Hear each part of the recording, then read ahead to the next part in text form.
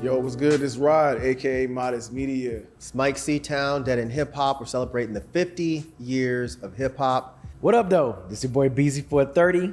What up? This is Ken, and this is what I was listening to in 1990. MC Hammer. Don't front on MC Hammer, please. Hammer don't hurt him. Fucking MC Hammer, I used to be out there fucking dancing and sweating like a motherfucker with fucking Hammer pants on. Don't front on MC Hammer. Y'all can front on MC Hammer if y'all want to. I'm telling you, man, we was bumping MC Hammer back then. We're going to keep the run going with MC Hammer. Please, Hammer, don't hurt him. MC Hammer, please, Hammer, don't hurt him. Just like everybody else, man. Like, y'all just don't understand, but Hammer was absolutely a thing. So please, Hammer, don't hurt him. I was definitely listening to that like crazy. Ice Cube, America's Most Wanted, and Killer Will EP. Don't forget about the EP. Ice Cube was murdering them New York beats, bro. That was so, I feel like that was so intentional. That was so intentional because, you know, at that time, people was like, yeah, West Coast artists can't flow like New York artists. Cube, give me that beat. Man, I'm telling you, he was killing them New York beats. Ice Cube, America's Most Wanted.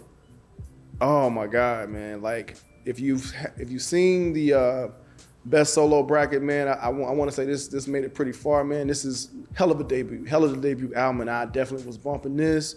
And the Kill at Will. I wasn't bumping the Kill at Will as much as the actual album. So when I saw it in the list, I was like, oh yeah, that's right. I was bumping Kill at Will as well. So yeah, that was definitely something I was bumping. America's Most Wanted for sure.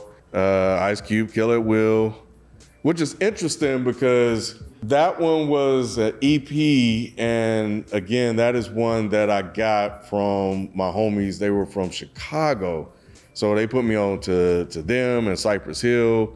So yeah. Eric B. and Rakim, Let the Rhythm Hit Him. Public Enemy, Fear of the Black Planet. PE, yeah. I've said this plenty of times, man. Like, you couldn't tell us we wasn't PE members, and Fear of Black Planet was definitely one of those ones that we was bumping late at night. Yeah, man, this was, Terminator X was the shit. You couldn't tell me I wasn't Terminator X. Public Enemy, Fear of a Black Planet. I was definitely listening to that a lot. I got that from my sister.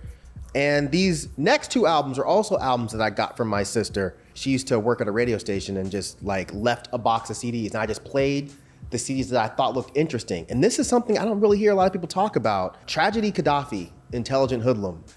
Tragedy Gaddafi is still around. A lot of people know him from rapping with like Jedi Mind Tricks and such. This album is seriously incredible. It doesn't even sound like, well, it sounds like 1990, but his flows are fucking bananas. So there's one album you take from this, please go listen to Tragedy Gaddafi if you have not. EPMD, Business as Usual.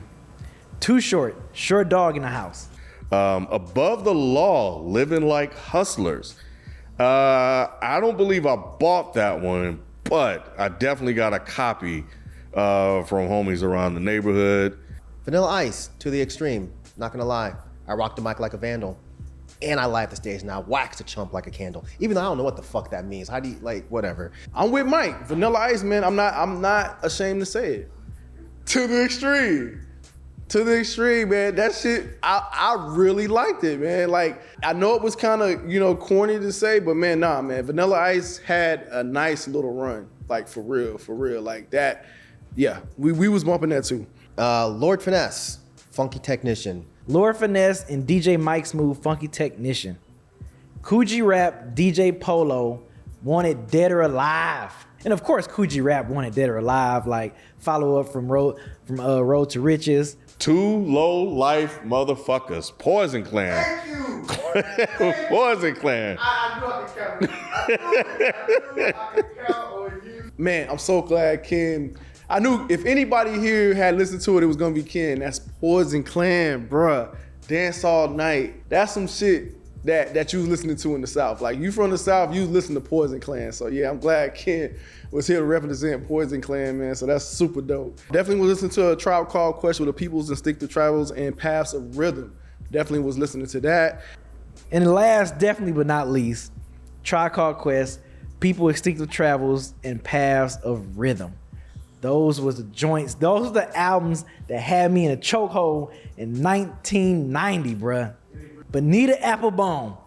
Like, that was the first album my little old elementary school head ass, that gave me the confidence to walk up to a girl, bruh. I swear it did. I got rejected a couple times, but I still, you know, it gave me the confidence every time I hear Bonita Applebum, I was just like, oh man, like that was the shit. Yeah, so those are some of my memorable moments in that year. That was it was like a transition year for hip hop, going from 1990 91 before we got into the second golden era. So yeah, but that's definitely some of my most memorable moments that I remember during that year of hip hop. Granddaddy U, Smooth Assassin. A lot of folks don't talk about this, but when it comes to like those older dudes, I put him in that Big Daddy Kane kind of bucket, you know what I mean? Where it's like he's smooth or whatever, but he had serious lyrics, and yeah, he's super dope. So check out the song Something New. Something new from the Granddaddy U. Remember that shit? You don't know about that shit, do you, boy? That shit is so good. So good. Guarantee you would like it. But yeah, that was my 1990. D-Nice, the homie of the street, had this one. They were much older than I was, and I learned a lot from them. But they had that one. They were from Detroit, so a lot of stuff that I was listening to, and I mentioned this before on Dead Hip Hop in the past, they would have stuff because they were old enough to go buy stuff. So, you know, where I was at, you know, some of that stuff didn't even make it to where I was, but it was people from Chicago, people from Compton, Detroit, etc. So they would bring a lot of that stuff down there with them, especially when they were sent to Mississippi for the summer. That's how things kind of went. That's how it was, man. That was our version of streaming. You go buy those blank cassettes, and then you go to your homie house and you just swap. That's how it went down. So, but yeah, that was it. LL Cool J, Mama Said Knock You Out. I mean, come on. I mean, we grew up on LL, so nothing changed here. I was still listening to it. But I will say, I think this is the last LL album I actually listened to. So yeah, I will say that. And yeah, man, one of the last ones, man, was Chubb Rock. I was a big Chubb Rock fan, man. And Treat 'Em Right, I was listening to that. I just like dance music, man. Chubb Rock made some very hype music. And shout out to Chubb Rock, because I actually think he does radio here in Atlanta. So when I heard about it, I was like, oh shit, Chubb Rock does radio here in Atlanta? That's crazy. So yeah, because I've always been a fan. So yeah, man, that's what I was listening to in 1990, man. So yeah, hope you guys enjoyed the video. Peace out.